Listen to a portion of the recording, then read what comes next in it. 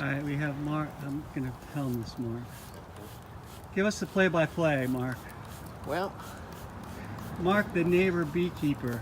the bees, We have a swarm, right? This is a temporary swarm. right, the bees were overcrowded in their hive. Okay. And these might be partially Africanized, so they tend to swarm even more than the European bees.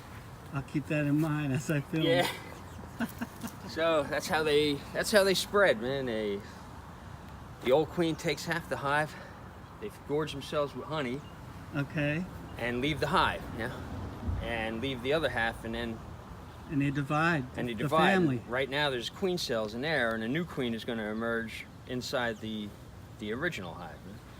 So I'm going to shake this fence. I'm going to step back. Yeah, and let's hope that most of them fall in that box. Into the new. And they stay there, yeah. You're going to transport that hive Yeah. to a safer place. You might want to stand back a little bit more. All right. Just wanted to get it.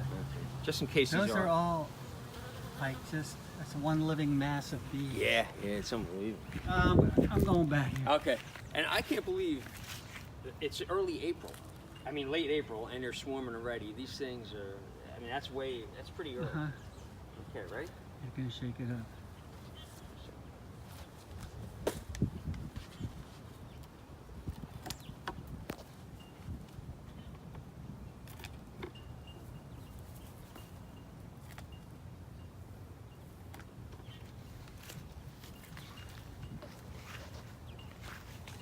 Let's hope they stay right here.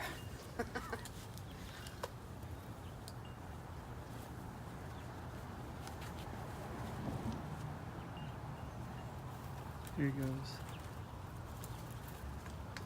He's a professional. Wow. There they go.